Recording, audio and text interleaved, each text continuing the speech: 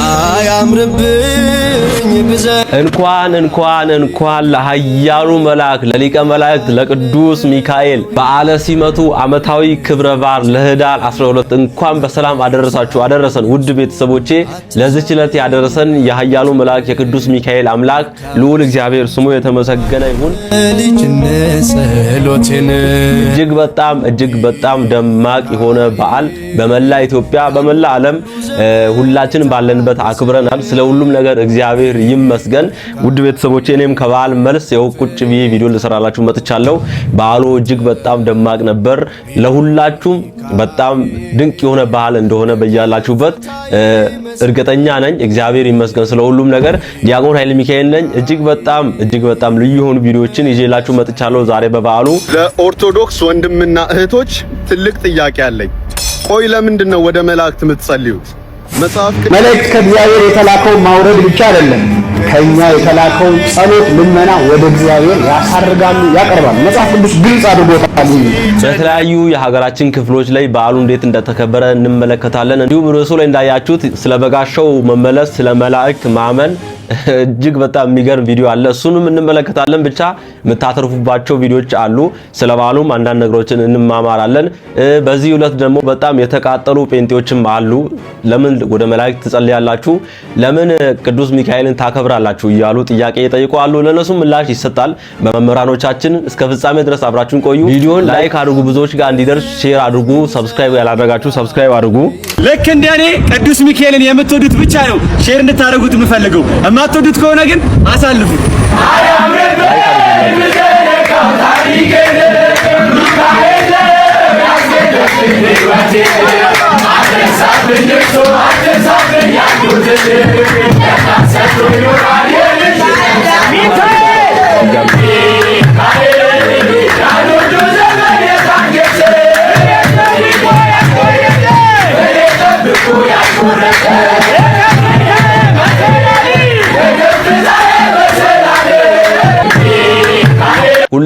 ሁላችሁም ቅዱስ ሚካኤል አባቴ እያላችሁ ኮሜንት ላይ ጻፉ። ኮሜንት ላይ ቅዱስ ሚካኤል እያለ ማይጽፍ ሰው ዛሬ እንዲኖር አልፈልግም። ይህንን ቪዲዮ በዓሉ ካለፈ በኋላ የምታዩን ካላችሁ ማለት ነው። ዘመን አልፎ ዘመን ቢተካ የመላእክት አለቃ ሹመቱ በዓለ ሲመቱ ሳይከበርለት የማይውለው የመላእክት ገናና የመላእክት አለቃ የሆነው ቅዱስ ሚካኤል ለዘመናት ሳታቋርጥ ቅድስት ቤተክርስቲያን ስለ ቅዱስ ሚካኤል ክብረ በዓል ምን ስታስተምር ኖረች? በህዳር 12 በነ ቅዱስ ዱራታኦስ በነ ቴዎብስታ ቤት ገብቶ መባረኩን አስመልክቶ በህዳር 12 በባህር ሲጓዙ የተጨነቁትን የተራዳበትን ዕለት አስመልክቶ እስራኤልን ከግብጽ እየመራ ወደ ሀገራቸው ያስገባበትን ዕለት ታውሶ ህዳር 12 የመላእክት አለቃ ሹመቱ በዓለ ሲመቱን አስመልክቶ የተራበን አብልቶ የተቸገረን ረድቶ የታረዘን አልብሶ በህብረት በጋራ አምላክን አወድሶ መዋልን ተምረናል። እውነት ነው። መጋቤ ብሉይ ሊቀ መላእክት ቅዱስ ሚካኤል ፍቅሩ ይብዛልን። ውድ ቤተሰቦቼ ዛሬ በዓለ ሲመቱ ነው፣ የተሾመበት ዕለት ነው። በጣም ትልቅ በዓል ነው በእውነት። ሚካኤልን ስለምወድ እኔ አልደራደርም። ሚካኤል የማይል ሰው ካለ አስወጣለሁ ዛሬ። ሚካኤል አትሉ? ደግ ነው በሉ እስቲ። ሚካኤል ደግ ነው ማይል ሰው እንዳይኖር በፍጹም እንዳይኖር። ኮሜንት ላይ ውድ ቤተሰቦቼ እኔ አይደለም ያልኩት አባታችን ነው ያሉት። የኔ ሚካኤል እኔና አንተ ብቻ በመናውቃት በዛች ቀን መቼ ተውከኝ ይላል።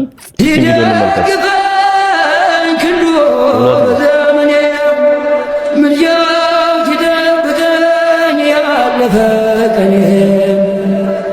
መች ተውከኝ አባቴ። ሚካኤል ድረስልኝ ብላችሁ ስትጠሩት ገና ሚካኤል ብላችሁ ተናግራችሁ ሳትጨርሱ መልአኩ አጠገባችሁ ነው ያለው። ካጠገባችን ነው ያለው። ፈጣን ጠባቂዎችን የሰጠን እግዚአብሔር ስሙ የተመሰገነ ይሁን። ገና ለምን ሳትጨርስ ሚካኤል ብለህ ሳትጨርስ ገና ስትል ፍቅሩ ይዛል ያሉ መልአክ ሚካኤል መልአክ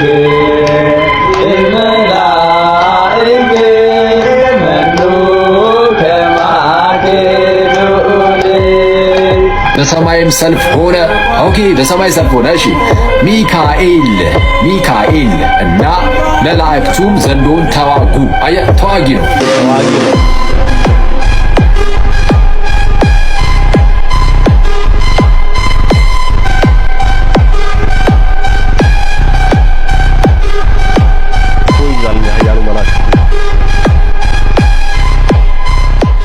አይቴል ማይሰልፍ ቅዱስ ሚካኤል ያውቃል when something stress me out የሆነ ነገር በጣም ሲያስጨንቀኝ ለራሴ ቅዱስ ሚካኤል ያውቃል እላለሁ ይላል ጽሁፉ። እሺ እውነት ነው።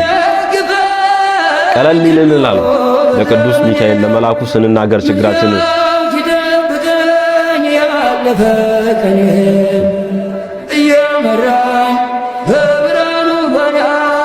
እውነት ነው። ስንጨነቅ ስንጠበብ ለሱ ስንናገር ቀለል ይልልናል።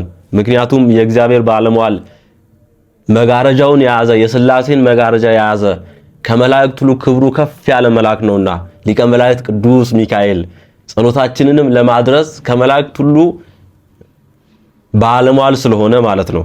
ፍቅሩ ይብዛልን። አሁንም የሚያስጨንቃችሁ ካለ አሁንም ሁሌም ለቅዱስ ሚካኤል ንገሩት። እውነት ዳር 12 ቀን ያን ጊዜ ቅዱስ ሚካኤል እንደ መብረቅ እያበራ ከሰማይ ወርዶ ሰይጣኑን አንቆ ያዘው።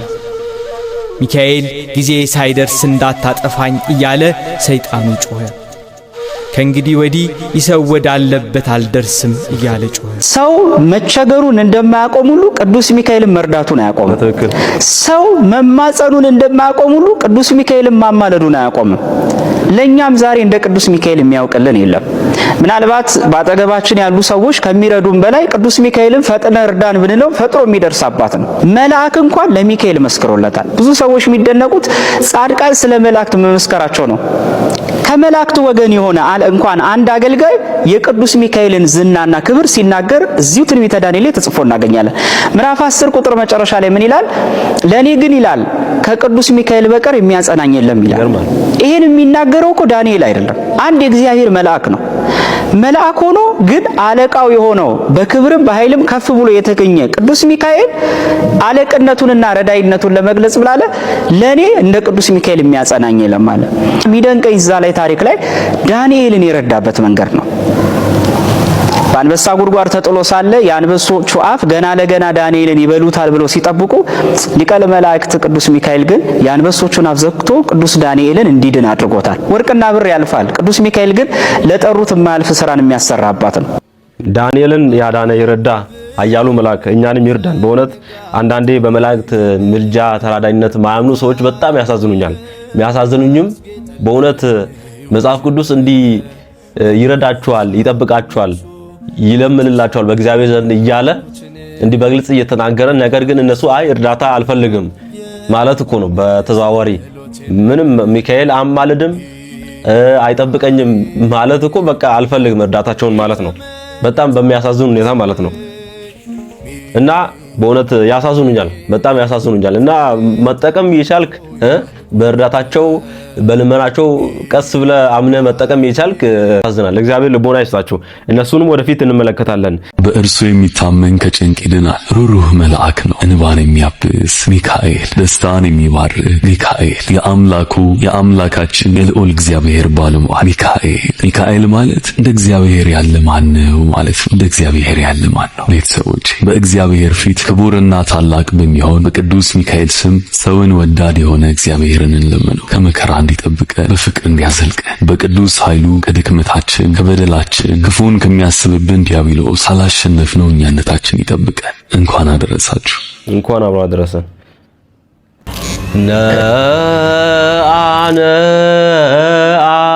ነአ ሚካኤል ሰአሌ ምሕረት ወመተንብል ከመለውሉደ ሰብእ ትቤዙ በምሕረት ወሳይል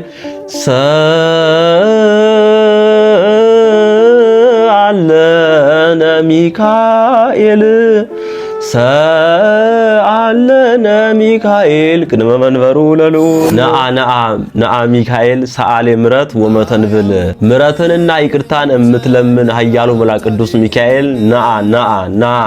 ናልን ከመለውሉደ ሰብእ ትቤዙ በምሕረት ወሳይል ለሰው ልጆች ሁሉ በምሕረት በቸርነት ታማልድ ትረዳ ዘንድ ናልን። ሰዓታት ላይ ያለ ቃል እግዚአብሔር ነው።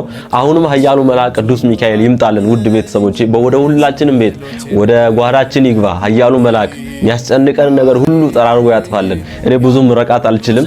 ወደ ኋላ ወደ መጨረሻ እጅግ በጣም ድንቅ የሆነ ምረቃት አለ። ዛሬ ቪዲዮአችን ምንዘጋው በምርቃት ነው፣ የአባቶቻችን ምርቃት ማለት ነው። እሱን ሳታዩ እንዳትወጡ።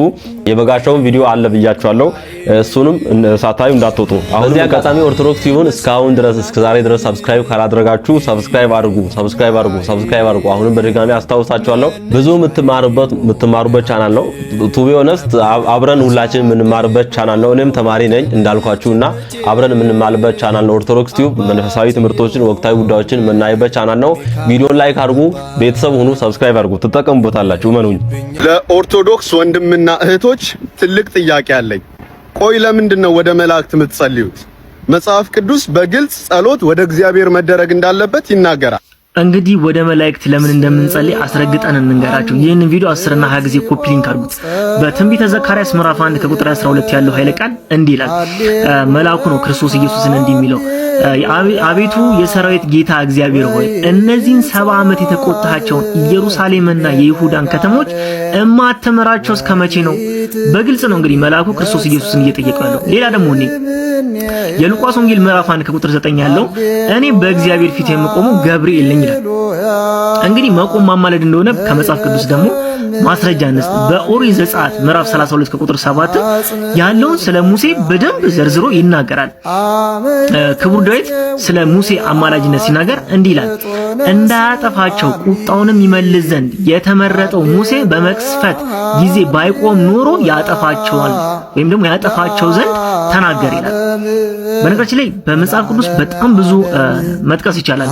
ትንቢተ ዳንኤል ምዕራፍ 12 ከቁጥር 1 ስለ ሰው ልጆች ብሎ ቅዱስ ሚካኤል እንደሚነሳ ይናገራል።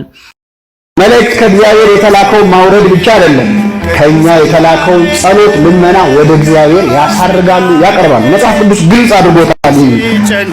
ዮሐንስ ራዕይ ምዕራፍ 8 ከቁጥር 4 ላይ እንዲህ ይላል፣ የእግዚአብሔር መልአክ ዕጣን አመጣ ይላል፣ በማይጠንት ውስጥ ጨመረው፣ የዕጣኑም ጢስ ከቅዱሳን ጸሎት ጋር ከመልአኩ እጅ በእግዚአብሔር ፊት ወጣ።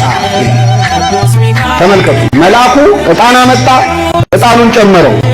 ከኔ ጋር በሉ፣ የዕጣኑም ጢስ ከቅዱሳን ጸሎት ጋር ከመልአኩ እጅ በእግዚአብሔር ፊት ምን አለ? ወጣ። ምኑ ነው የወጣው? የዕጣኑ ጢስ ከምን ጋር? ከቅዱሳን ምን ጋር? ሊቀ መላእክት ቅዱስ ሚካኤል ሁላችንም ጸሎት በእግዚአብሔር ፊት ያሳርጋሉ። መላእክት ጸሎት ያሳርጋሉ። ዕጣን ብቻ አይደለም፣ ዕጣን አምጥተው ጨምረው ከዕጣኑ ጢስ ጋር የሰዎችን ጸሎት ወደ እግዚአብሔር ያደርሳል። መጽሐፍ ቅዱስ ስለዚህ ግልጽ ነው። ነገ የሚካኤል በዓል እናከብራለን አይደል? የሚካኤል በዓል እዚህ ብቻ ነው እንደሚከበረው? ሌላ ቦታ አይከበርም? አዲስ አበባ ውስጥ ብዙ ቦታ አለ አይደል? ከአዲስ አበባ ውጭስ አለ አይደል? ከኢትዮጵያ ውጭስ? አሁን አንዳንድ ሰዎች ምን ያሳስባቸዋል? ነገ ሚካኤል በዓል ሲከበር ሚካኤል የት ነው የሚሄደው? ቦሌ ሚካኤል ነው የሚሄደው? መርካቶ ያለው ሚካኤል ነው የካ ነው የሚሄደው ብለው የሚጨነቁ ሰዎች አሉ። መላእክት በሁሉ ቦታ የሞሉ አይደሉም። በሁሉ ቦታ የሞላ ማን ነው? እግዚአብሔር ነው። ታዲያ እናንተ እዚህ ሚካኤል ሚካኤል ስትሉት እዛም ያሉት ሚካኤል ሚካኤል ሲሉት ሚካኤል እንዴት ያዳርሳል ብለው የሚጨነቁ ሰዎች አሉ። በጣም ይገርማቸዋል። እኔ ኃጢአተኛው እዚህ ጋር ቆሜ የምናገረውን ንግግር እዚህ ያላችሁ ትሰማላችሁ? አሰሙ። እዚህ የሌሉ ሰዎች እንዲሰሙ ማድረግ ይቻላል አይቻልም? በምን? እዚህ ፊት ለፊት ያሉት መቅረጫ ካሜራዎች፣ ስልኮች ቀርጸው ዓለም ሁሉ እንዲሰማ ማድረግ ይችላሉ አይችሉም? ሰው የሰራው ካሜራ ዓለምን መድረስ ከቻለ እግዚአብሔር የሰራው ሚካኤል ዓለምን መድረስ ይችላል አይችልም? እንዴት ያለ አስተሳሰብ ነው! እንዴት መናናቅ ነው ከእግዚአብሔር ጋር! እኛ የሰራነው ቆርቆሮ እንኳን ዓለም ይደርሳል እኮ። ቅዱስ ሚካኤል ዓለምን ደርሶ መርዳት አይችልም ብሎ ማሰብ እንዴት ያለ ነገር ነው! መላእክት በአንድ ቦታ ሆነው ቅድም ነግሬያቸዋለሁ። ኤልሳ እስራኤል ሆነው የሶሪያ ወሬ ይሰማ ነበር አይደለም? ነው አይደለም? ሲጀመር መላእክት አሁን ቅድም የጠቀስኩትን ጥቅስ ለዚህ ማስረጃ አድርጌ ልድገመው። የእግዚአብሔር መልአክ በሉ እስኪ በሚፈሩት ዙሪያ ይሰፍራል። አሁን የቁጥር ጥያቄ ልጠይቃችሁ ነው። የእግዚአብሔር መልአክ ሲል አንድ ነው ብዙ ነው? አይደለም። የእግዚአብሔር መላእክት አይደለም ቢለው የእግዚአብሔር ምን ስንት ነው? የእግዚአብሔር መልአክ በሚፈሩት ዙሪያ ይሰፍራል። ምን ይላቸዋል? መልአኩ ስንት ነው? በጣም ጥሩ። የእግዚአብሔር መልአክ አንዱ መልአክ እግዚአብሔርን የሚፈሩ ሰዎች ስንት ናቸው? ስንት ናቸው? የት ነው የሚኖሩት? ቦሌ ሚካኤል አካባቢ ነው የሚኖሩት? በዓለም ሁሉ ነው አይደለ? እግዚአብሔርን የሚፈሩ መልአኩ ስንት ነው? የእግዚአብሔር መልአክ አንዱ ሚካኤል ማለት ነው። እግዚአብሔርን በሚፈሩት ሰዎች ዙሪያ ምን ይላል? ይሰፍራል። ሚካኤል ብቻውን እግዚአብሔርን በሚፈሩ ሰዎች ዙሪያ ምን ይላል? ያድናቸውማል። የተመሰገነ ይሁን እግዚአብሔር። በእውነት አመስግኑ። አንዱ መልአክ። አሁን ይህን ስላችሁ መላእክት በሁሉ ቦታ የሞሉ ናቸው አላልንም፣ እኛ አልወጣንም። በሁሉ የሞላ ማን ነው? መላእክት በቦታ ይወሰናሉ? አዎ ይወሰናሉ። ቦታም አላቸው። ዓለም መላእክት ኢዮር፣ ራማ፣ ኤረር የሚባሉ ከተሞች ሁሉ አሏቸው። በዚህ ሲሆኑ በዛ ይታጣሉ። ይሄ ያለ ነው። በሁሉ የሞላ እግዚአብሔር ነው። መላእክት ግን በጸጋ በሁሉ ቦታ መገኘት ይችላሉ። እንኳን እነሱ ቅድም እንዳልኳችሁ በዚህ በኢንተርኔት እኔም ብዙ ቦታ አገኛለሁ። እኛ ኃጢአተኞቹ መገኘት ችለናል። ሰው በሰራው ቆርቆሮ። በዚያ ላይ እቺ መሬት የምትባለው ፕላኔት አሁን እኛ ያለንባት ኳስ ማለት ለአንድ መልአክ እኮ እግሩ ስር የሚከታት ኳስ ያህለች። ለሚካኤል ምኑ ነች?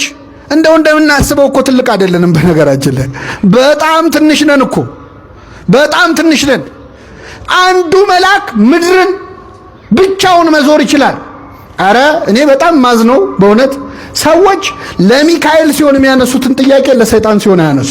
ከኔ ጋር ናችሁ? ለምሳሌ እዚህ ሰፈር ያለን ሰው ኃጢአት እንዲሰራ የሚፈታተነው ማን ነው? መልሱልኝ። ሌላ ሰፈር ያለውንስ? ሰይጣን ነው አይደለ? ሌላ ሀገር ያለውንስ? ሰይጣን በሁሉ የሞላ ነው እንዴ? አይደለም። ግን ሰዎች ያም ሰይጣን ፈተነኝ ይሄም ሰይጣን ፈተነኝ ሲባል እንዴ ሰይጣን በሁሉ የሞላ ነው እንዴ አይሉም። ሚካኤል ረዳኝ ስትሉ ግን ደማቸው ይፈላል። ለሰይጣን የማይጠይቁትን ጥያቄ እንዴት ለሚካኤል ይጠይቃሉ? በጣም ያሳዝናል። አንዳንዴ ሰዎች ከአጋንንት ጋር ፍቅር ያላቸው ይመስላሉ። ሰይጣን የሚል መዝሙር ይዘምራሉ ጎረቤቶቻችን። አሁን ሰይጣን ተቃጠለ፣ ሰይጣን እንዲያረኩ፣ ጠላቴ እንዲያረኩ የሚል 1000 መዝሙር አላቸው። ሰይጣን ደስ አይበል የሚል መዝሙር ይዘምራሉ። ሚካኤል ደስ ይበል ሲባል ግን ይናደዳሉ። ሰይጣን ከኔ ዞር በል የሚል መዝሙር አላቸው። ናና ሚካኤል ናና ተብሎ ሲዘመር ለምን ይናደዳሉ? ሚካኤል ወደ ሁላችን ይምጣልን። ምእመናን አመስግኑት ቅዱስ ሚካኤል። እስቲ ስለ መላእክት እነዚህንም ጥቅሶች ያዟቸው። መምህራችን ዲያቆን ሄኖክ ኃይሌ እግዚአብሔር ይጠብቅልን። መምህራችን በእውነት እናመሰግናለን። እቺን ጥቅስ እንመልከት። የመላእክትን ምልጃ የሚያሳዩ 3 የመጽሐፍ ቅዱስ ክፍሎችን አብረን እናነባለን። ቪዲዮን ፌቨራይት አድርጉት። ሙሉ ምዕራፉንም ማንበብ እንዳትረሱ። ትንቢተ ዘካርያስ ምዕራፍ 1 ከቁጥር 12 ያዛችሁ። የእግዚአብሔርን መልአክ መልሶ አቤቱ ሁሉን የምትችል ሆይ እነዚህን 70 ዓመት የተቆጣቸውን ኢየሩሳሌምንና የይሁዳን ከተሞች የማትምራቸው እስከ መቼ ነው አለ። እግዚአብሔርን መልሶ ከኔ ጋር ይነጋገር ለነበረው መልአክ በመልካምና በሚያጽናና ቃል ተናገረው። ትንቢተ ዳንኤል ምዕራፍ 12 ከቁጥር 1 በዚያም ዘመን ስለ ሕዝብህ ልጆች የሚቆመው ታላቁ አለቃ ሚካኤል ይነሳል። ሕዝብህም በምድር ከተፈጠረ ጀምሮ እስከዚያ ዘመን ድረስ እንደርሱ ያልሆነ የመከራ ዘመን ይሆናል። እዚህ ጋር ይቆማል የሚለው የመጽሐፍ ቅዱስ ክፍል አውድ በምልጃ ይፈታል። በሌላ የመጽሐፍ ቅዱስ ክፍል ደግሞ እንዴት በምልጃ እንደሚፈታ ላሳያችሁ። መዝሙር 106 ከቁጥር 23 ላይ እንደዚህ ይላል፣ እንዳጠፋቸው የቁጣውን መክሰፍት ይመልስ ዘንድ የተመረጠው ሙሴ በመክሰፍት ጊዜ በፊቱ ባይቆም ኖሮ ባጠፋቸው ነበር አለ። እዚህ ጋር መቆም ቀጥታ ለምልጃ ሆኖ ሲያገለግል የመጽሐፍ ቅዱስን አውድ መረዳት ይቻላል። የዮሐንስ ራእይ ምዕራፍ 8 ከቁጥር 3 እስከ 4 ሌላ መልአክም መጣና በመሠዊያው ፊት ቆመ። የወርቅ ጥናም ይዞ ነበር። በዙፋኑ ፊት ባለው በወርቁ መሠዊያ ላይ ለቅዱሳን ሁሉ ጸሎት እንዲያሳርገው ብዙ ዕጣን ተሰጠው። የዕጣኑ ጢስም ከቅዱሳን ጸሎት ጋር ከመልአኩ እጅ ወደ እግዚአብሔር ፊት አረገ። ከዚህ የበለጠ ማስረጃና ጥቅስ ከየት ይገኝ? ከመጽሐፍ ቅዱስ ውጪ ሌላ ቦታ አለ ካላችሁ አሳዩን። ወይ አማልዱም አይራዱም፣ ስለኛ እግዚአብሔር ፊት አይቆሙም ምትሉ ከሆነ እስቲ አሳዩን። እስቲ እነዚህን ሁሉ ትታችሁ ማለት ነው እንግዲህ እኛ በቅዱስ ሚካኤል አማላጅነት በረዳትነት በቅዱስ ሚካኤል ብቻ ሳይሆን በሁሉም መላእክት ረዳትነት ምልጃ አምነን ወደነሱ ምንጸልየው ወደ እግዚአብሔር እንዲያማልዱ ምንጸልየው ከራሳችን ፈጥረን ከራሳችን ኢትዮጵያ ውስጥ ወይ እኛ እንትን ብለን አይደለም። መጽሐፍ ቅዱስ የሚለው ነው ገድላት ላይ ድርሳናት ላይ ያለውን ይዘን ሳይሆን መጽሐፍ ቅዱስ በእነዚህ ማስረጃዎች እንዳስቀመጠልን በእነዚህ ምክንያት ነውና ጥቅሶቹን መያዝ ትችላላችሁ ውድ ቤተሰቦቼ። እስቲ አሁን ስለ ዛሬው በዓል ስለ ህዳር 12 በጣም ሰፊ የሆነ ጥሩ የሆነ ማብራሪያ ትምህርት ስለ በዓሉ ትምህርት የሚናገር አንድ ወንድማችን አለ። ስለ ገድላት ላይ በጣም ብዙ ጥሩ ነገር የሚሰራ እሱን ቪዲዮ እንመልከት የዚህ ወንድማችንን። ነገ ህዳር 12 ቆይ እንዳታሳልፈው የሊቀ መላእክት የቅዱስ ሚካኤል ከትናንትናው የቀጠለ የቃል ኪዳን ቪዲዮ እኮ ነው። አቤት አቤት አቤት! ደረሰ። እንኳን አደረሳቸው። ህዳር ቅዱስ ሚካኤል ለምን ይከበራል? ህዳር ሚካኤል ላይ ለሊቀ መላእክት ለቅዱስ ሚካኤል የተሰጠው ቃል ኪዳን ምንድነው? ህዳር ሚካኤል ላይ ሊቀ መላእክት ቅዱስ ሚካኤል ምን ሰራ? እኛስ በዓሉን ስናከብር ዝክሩን ስንዘክር ምን ይደረግልናል? የምትችሉ 12 ጊዜ የማትችሉ ደግሞ ቢያንስ 3 ጊዜ ኮፒ ሊንክ እያደረጋችሁ ቪዲዮውን ጀምሩት። ነገ ህዳር 12 ለሰው ወገኖች የሚያዝንና የሚራራ ሁሌም ቢሆን በእግዚአብሔር ፊት ቆሞ ለሰው ልጆች ምሕረትን የሚለምን ገና ከልጅነታችን ጀምሮ ፍቅሩን እየመገበ ያሳደገን በማንኛውም ችግርና ጭንቀት ላይ ሁነን ስሙን ስንጠራ ፈጥኖ የሚደርስልን በሰማያውያን መላእክት ላይ የተሾመው ሊቀ መላእክት ቅዱስ ሚካኤል ነገ ህዳር 12 ከበዓለ ሲመቱ ውጪ በ3 ምክንያቶች ይከበራል። አዎ በዚህ በበዓለ ሲመቱ ቀን ልክ እንደ ሰኔ 12 ሁሉ 3 ጊዜ ሲኦል ውስጥ እየገባ ነፍሳትን እንዲያወጣ ስልጣን ተሰጥቶታል። በዚህ በህዳር 12 በበዓለ ሲመቱ ቀን የሊቀ መላእክት የቅዱስ ሚካኤልን በዓል አስቦ ዝክርን የዘከረ መታሰቢያን ያደረገ በቅዱስ ሚካኤል ቤተክርስቲያን ስም በተሰየመ ቤተክርስቲያን ሄዶ በስሙ የተማጸነና ጸሎትን ያደረገ እንደዚሁም ደግሞ ለቤተክርስቲያኗ ማንኛውንም አቅሙ የፈቀደውን ስጦታ መባ ያበረከተ ሁሉ ሊቀ መላእክት ቅዱስ ሚካኤል በነፍስም በስጋም ጋሻ መከታ ሆኖ ይጠብቀዋል። የሊቀ መላእክት የቅዱስ ሚካኤልን ዝክር ሲዘክር የነበረ ሰው በአካለ ስጋ እያለ ኃጢአተኛ ምግባር የሌለው ቢሆን እንኳን ሊቀ መላእክት ቅዱስ ሚካኤል ከአምላኩ ጋር አስታርቆ አማልዶ ኃጢአቱን ያስተሰርይለታል። በጎ ምግባርና ሃይማኖትን ያስይዘዋል። ሞቶ ደግሞ ሲኦል ቢገባ እንኳን የኩነኔ እሳት አያቃጥለውም። አዎ የኩነኔ እሳት የሲኦል እሳት አያቃጥለውም። ምክንያቱም የቅዱስ ሚካኤል ዝክር ጋሻ መከታ ይሆነዋልና ነው። የሊቀ መላእክት የቅዱስ ሚካኤልን ዝክር የዘከረ ሰው ሙሉን ቃል ኪዳን የትናንትናው ቪዲዮ ላይ ማየት ትችላላችሁ። ዛሬ ግን 3ቱ የሊቀ መላእክት የቅዱስ ሚካኤል ህዳር 12 የሚከበርባቸው 3 ምክንያቶች ልንገራችሁ። የእስራኤል ሕዝብ በሊቀ ነቢያት በቅዱስ ሙሴ አማካኝነት ከግብጽ ባርነት ነፃ በሚወጡ ጊዜ ሊቀ መላእክት ቅዱስ ሚካኤል መናን ከደመና እያወረደ የመገበበት የኤርትራን ባህር ደግሞ ከፍሎ ያሻገረበት ታላቅ ክብረ በዓሉ ነው። ሁለተኛው ምክንያት ደግሞ በንጉሥ ጭፍራ አምሳል ሆኖ በታላቅ ክብርና ግርማ ሆኖ ለነዌ ልጅ ለነቢዩ ኢያሱ በመንገድ ላይ ተገልጾ የታየበት ታላቅ ክብረ በዓሉም ነው። ሶስተኛውና ትልቁ ምክንያት ደግሞ ዱራታኦስና ቴዎብስታ የሚባሉ የሊቀ መላእክት የቅዱስ ሚካኤልን በዓል የሚያደርጉ ዝክሩን የሚዘክሩ 2 ታላላቅ ባለትዳሮች ነበሩ። ታዲያ በሀገሪቱ ላይ ረሃብና ችግር በሆነ ጊዜ እነዚህ ሰዎች የሊቀ መላእክት የቅዱስ ሚካኤልን ዝክር ሊዘክሩ ሲሉ አቅም አጡ። ታዲያ ዱራታኦስም የሚስቱንና የራሱን ልብስ ሸጦ የቅዱስ ሚካኤልን በዓል ሊያደርግ ወደ ገበያ በወጣ ጊዜ ሊቀ መላእክት ቅዱስ ሚካኤል በመኮንን አምሳል ከፊት ለፊት ቆሞ ታየው። ታዲያ ወዴት ትሄዳለህ በሚለው ጊዜ የመልአኩ የቅዱስ ሚካኤል በዓል እንዳይታጎልብኝ የኔንም የባለቤቴንም ልብስ ሸጬ ልመጣ ነው አለው። በዚህ ጊዜ በመኮንን አምሳል የተገለጸለት ሊቀ መላእክት ቅዱስ ሚካኤል ከባለበጉ ከነጋዴው ሂድና በእኔ ዋስትና 1 በግ ይሰጥሃል፣ ወደ አሳ አጥማጁም ሂድና በእኔ ዋስትና 1 ትልቅ አሳ ይሰጥሃል፣ ነገር ግን እኔ ከቤት ሳልመጣ የአሳውን ሆድ እንዳትቀድድ አለው። ከዚያም ወደ ባለ ስንዴውም ደግሞ ሂዶ ያሻውና የፈለገውን ያህል ስንዴ በእርሱ ዋስትና እንዲወስድ አዘዘው። ዱራታኦስም ሊቀ መላእክት ቅዱስ ሚካኤል እንዳዘዘው አደረገ። ወደ ቤቱም በተመለሰ ጊዜ ቤቱ በሙሉ በበረከት ሞልቶ ተትረፍርፎ አገኘው። እጅግ በጣም አደነቀ። በዚህም መሰረት እንደለመደው የሊቀ መላእክት የቅዱስ ሚካኤልን መታሰቢያ አደረገ። የተቸገሩትን ችግረኞችን ድሆችንም ጠርቶ አበላ፣ አጠጣ፣ አጠገባቸው። ነገር ግን አሳውን እኔ ሳልመጣ ሆዱ እንዳትቀድ ብሎት ነበርና አሳውን ይዞ እየጠበቀ ነበር። ለሁለተኛ ጊዜ ሊቀ መላእክት ቅዱስ ሚካኤል ሰራዊቱን አስከትሎ በመኮንን አምሳል ወደ ዱራታኦስና ወደ ቴዎብስታ ቤት ገባ። ከዚያም ዱራታኦስን አሳውን አምጣና ሆዱን ቀደደው ብሎታል። ሆዱንም በቀደደው ጊዜ 300 ዲናር ወርቅ ከአሳ ሆድ ውስጥ ተገኘ።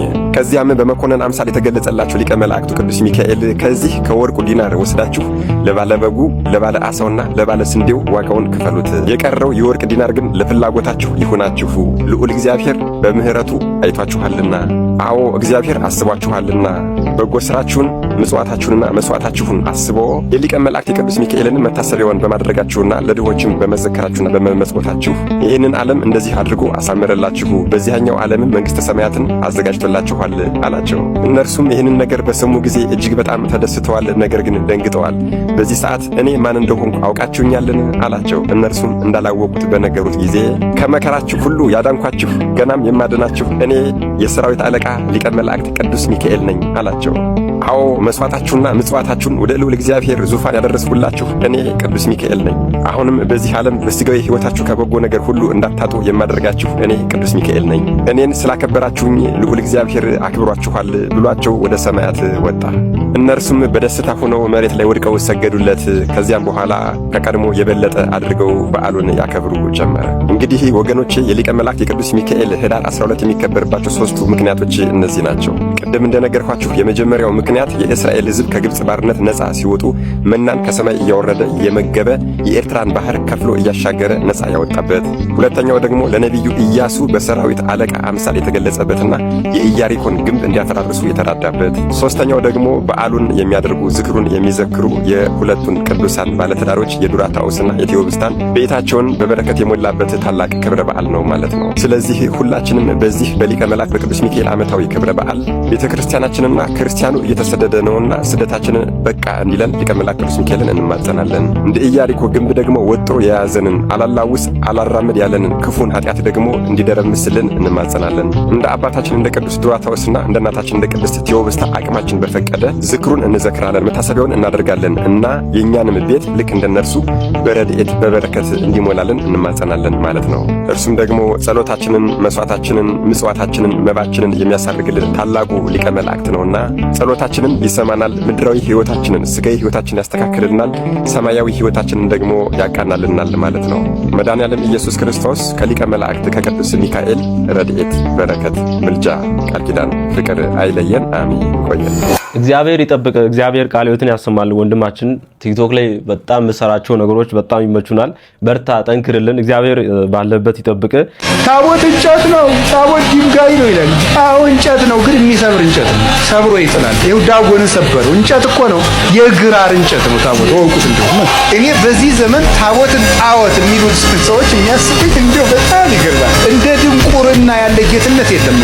አለማወቅ ትልቅ ጌትነት ነው። ቤተክርስቲያን ታቦት አታመልክም። የምታመልከው ክርስቶስን ብቻ ነው። ማርያምን አታመልክም፣ ሚካኤልን አታመልክም፣ ገብርኤልን አታመልክም፣ አርሴማን አታመልክም፣ ገብረ መንፈስ ቅዱስን አታመልክም። እነዚህ የወንጌል ምልክቶች ናቸው። አሁን ታቦት ጣዖት ነው ይላሉ ሰዎች። እግዚአብሔር ታቦትን የሰጠ ማን ነው? አሰራሩን የተናገረ ማን ነው? ታዲያ ታቦት እንዴት ጣዖት ሆነ ስትሏቸው አይ በሐዲስ ኪዳን ነው እንጂ በብሉይ ኪዳን እኮ አይደለም ይላል። አንዲት ድሃ ለአንድ ንጉሥ እችን እንደው ቅመስልኝ ብትለው ንጉሡ ቢቀበላት ምን ያህል ደግ ንጉሥ ነው! የድሃይቱን ገንዘብ ተቀበለ ተብሎ ይደነቃል።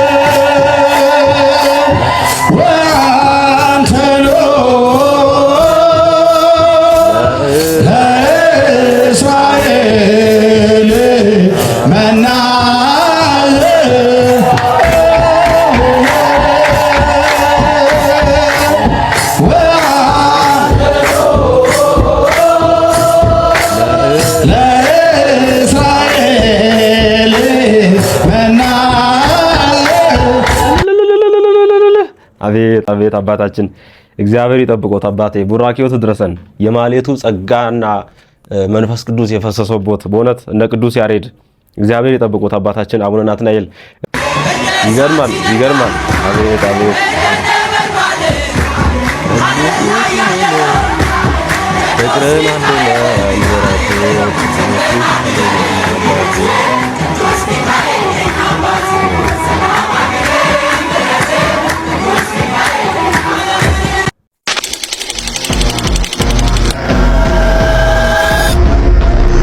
ስትተኛ የሚቆም ስትዘረጋ የሚዘረጋ ማረኝ ስትል ማረው የሚል በጣም የሚወድህ መልአክ አለ ነዋ ሚካኤል።